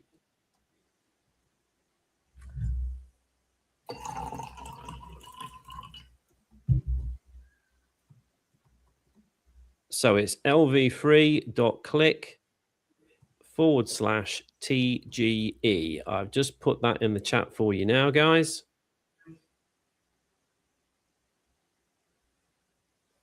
And that will go out on the chat here, but it will also go out onto the comments on social media if you're watching us on Facebook or you're watching us on X or Instagram or wherever you're watching us, okay?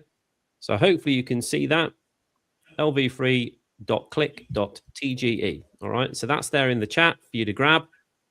Book a call with a consultant, okay? Spaces are limited, so I would do that quickly if you can, because we've had well over 1,000 people that registered for this particular webinar. I've had a huge amount of interest in this. And obviously our consultants have lives and have families and have things that they also want to do themselves aside from booking calls with people. So get onto the calendar as quick as you can.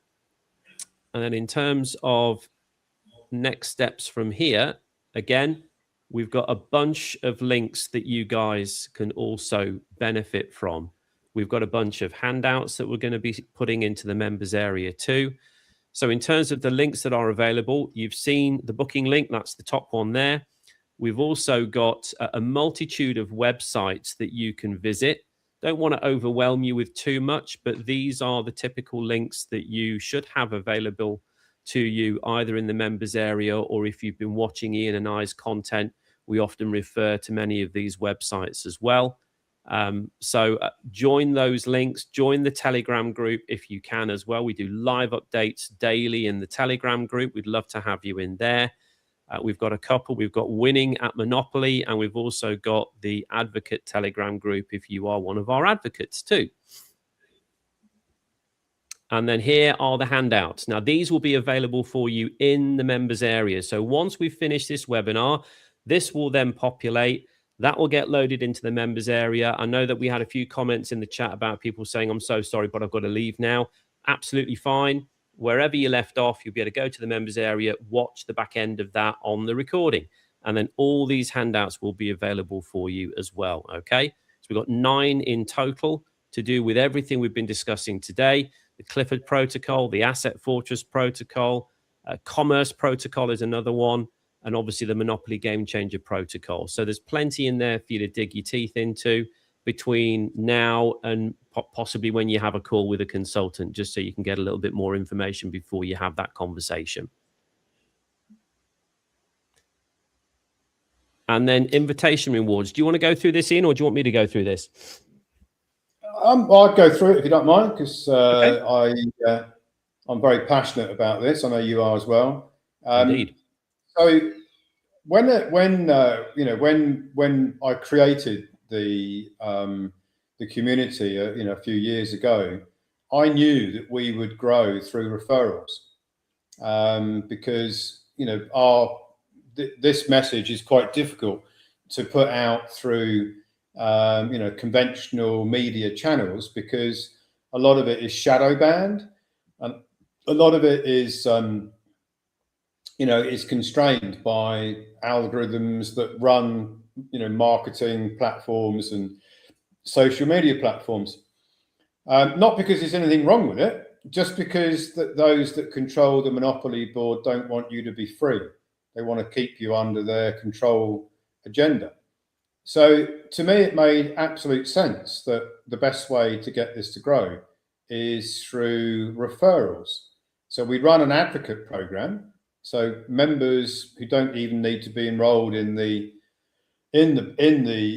Monopoly Game Changer Protocol, they can still be an advocate. But we also offer another way that you can defray the cost of the Getting Started donation. Remember, we're a ministry. We don't charge fees. We're seeking donations to our ministry. So depending on what it is that how much credit energy you're looking to recoup, there will be a donation that fits that level of credit or tax recoupment. And if that's beyond your budget right now, if it were, what you can do is you can invite people to any of our webinars going forward, and everyone that you invite who comes and stays for at least 70% of the webinar will earn you £100 in your digital wallet to set off against the enrollment, that's the donation required to get this program started.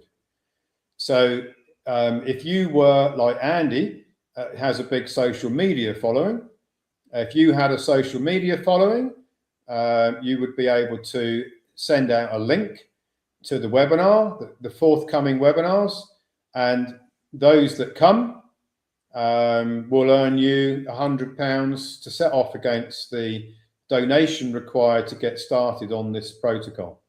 And in some cases, not in all, but in some cases, the amount of webinar referrals that you make could actually fund your entire enrollment. I'm expecting to see quite a few times that happening. It won't happen for everybody because not everybody's got a big social media network. But if you had the ability to send this invitation out to a larger group and do what you did, Andy, I mean, do you want to explain what you did? Because you've got a lot of interest in what you did. Yeah, I mean, to be honest with you guys, I'm not, I know it might not seem that way, but I am not one for camera. I'm really not. I find this very uncomfortable. So first and foremost, I don't want anybody sitting there thinking, well, it's all right for Andy, it's all right for Ian, they're on camera all day long. Well, we get used to this because we go through, uncomfortable barriers that we know we need to go through. So I'm quite introvert as a person. And this is foreign territory to me. It really is. So that's the first thing I want you to know. But I've gotten over that barrier.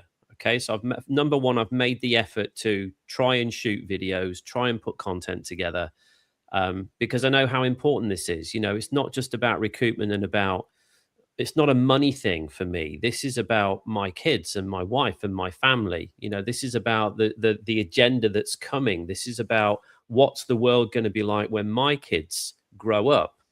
And that scares me, or it did scare me. It doesn't now, but it used to. So I put that energy into the videos that I create, but I only do 60-second to 3-minute videos. I don't talk about this content in depth. I just give an elevator view of what it is that we do here, and then I invite people to take action. I'll ask them to comment in the chat. I'll ask them to like and share the video, and then I instruct them where to go, which is just a link in my bio on my profile page. And we've done that consistently now for a number of months. When we started, I had about 250 followers, I think, on TikTok. We have just shy of 60,000 followers now on TikTok. And that's my account. My wife also has an account. So consistency is key with this. You've got to post. You can't just put one video out and think it's going to work. It doesn't work like that. You need to keep consistently posting to reach people. And that is our goal. We want to reach as many people as we possibly can with this, because it is life-changing. And I feel behooved to do that, because I know that it's going to change my family's life, and I want that for other people. So I get over the fear, I get over the sort of the introvert nature that I am, and I do my level best to post videos as often as I can. Do I do it every day? No, I don't. Sometimes I fall off the wagon. Sometimes when the kids are off school and it's half term, I don't post anything for a week because we've got the kids at home. But I try and stay consistent with it. So just, probably a long way of saying it, but in brief, let's just wrap this up. 60 seconds to 2 to 3 minutes maximum. Doesn't need to be any more than that. Post consistently, something simple, put your heart into it, get over your fear, and just give people the instructions at the end of the video. And that is maybe what's brought some of you to today's webinar. You may have seen my content over the last 2 or 3 days, have responded to that. We put one video out, it got 160,000 views on TikTok. So it does work. If you're an advocate and you're watching this, I absolutely know it works, but it'll only work if you do it. Yeah, and I guess if you don't have a TikTok presence, you can still just send out the invitation to people you know. So you don't have to have a TikTok or an Instagram, or you don't have to be into blogging or into social media promotions. You just may have your friends and your family and your co-workers that you know, or you may you may be part of a group. You may be part of a network that talks about something, does something. And that's all you need to do. These people don't need to enroll for you to earn the £100 reward. They just need to attend the webinar, any webinar going forward, and stay for 70% of the webinar. And I don't know of anybody who wouldn't be interested in these webinars. So, but then maybe I would say that. Maybe I'm a bit biased, but I still think a lot of people would be very interested in this subject. So, yeah, for sure. Okay, so that kind of wraps it up, guys. In terms of Q&A, if you've got any additional questions, we will be sending you out a form. Okay, so there'll be a form that will come out where you can submit your questions. Once you've got that form, fill that in. We then collate all that together, okay? And that's when we do the Q&A. So the Q&A will take place early part of next week. In terms of where that form submission is going to come from, I know it says Simone here, but obviously I'm doing the webinar today. So I believe on the next slide, we do have an alternative email for you to be sending out to. So I'm going to put that in the chat as well. Okay, if you want to drop me an email at this address, and this includes, there's a person in the chat who is struggling in terms of booking a call because their phone number, I believe, is somewhere in Ireland and it's not accepting that in the booking form. So if you want to send me your details as well to this email address, so this is socialmedia@republicofoldsouls.com. So anybody that wants to ask questions and they want those questions answering, email your questions here. Okay, socialmedia@republicofoldsouls.com. I'll collate them all together. Give us some feedback as well, you know, on the webinar. Did you like it? Did you hate it? Are you indifferent? Did you think it was too long? It's always good for us to get feedback so we know how we can improve as well. So let me just put this in the chat, Ian. And then once we've got your questions, Ian and I will run a Q&A, which will be, I believe, on Monday or Tuesday of next week. You'll be able to find that on the ROS Media platform as well. So all your questions that you've submitted today in the chat, all the questions that you submit through the email address, we'll pick them all apart and we'll answer them all for you, okay?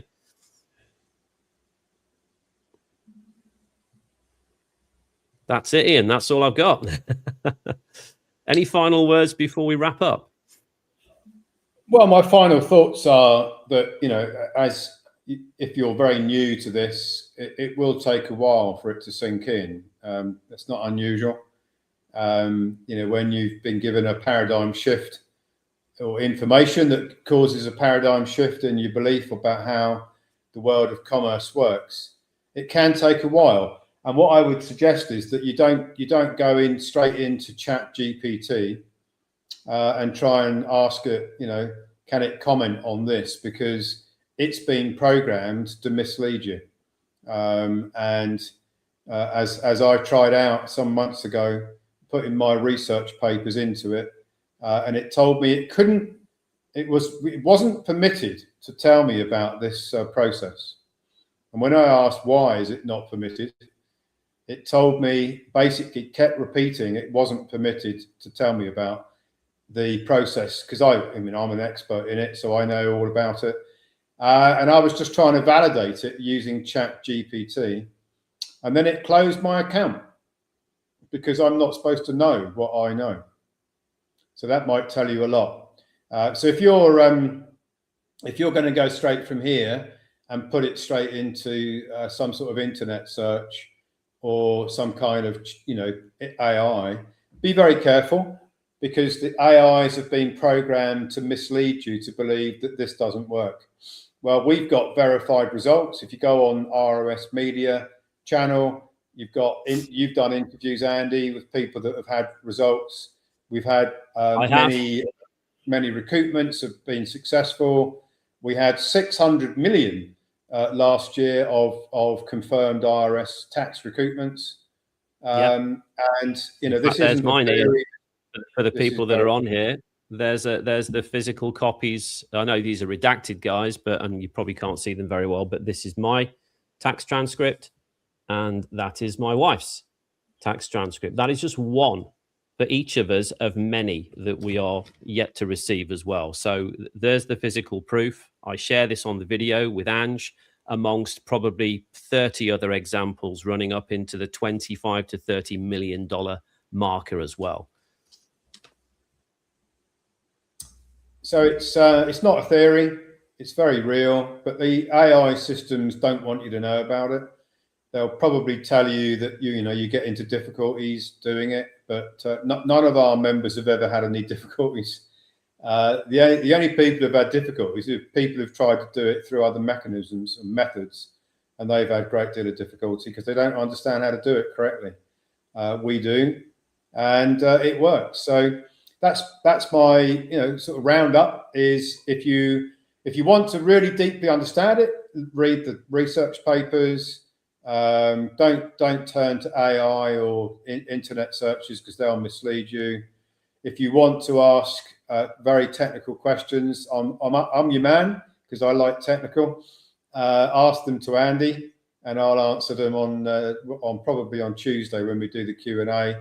And we don't just do a webinar on this subject. We do a webinar on all different subjects. If you go into our webinar page, we have all of our recent webinars on there. I pick a problem and then I do a problem and solution webinar. There's all manner of problems on there and solutions. But this is our flagship. This basically is our flagship. And in my opinion, when we get to 500,000 envoys that are doing this, that's about the limit to it. We can't really grow any more than that. So if you want to be one of those 500,000, book your meeting in with one of our consultants, and soon, maybe even next week, you'll have access to the Ian Clifford avatar, and you may even be able to experience that on the meeting with the consultant, so you can ask it anything.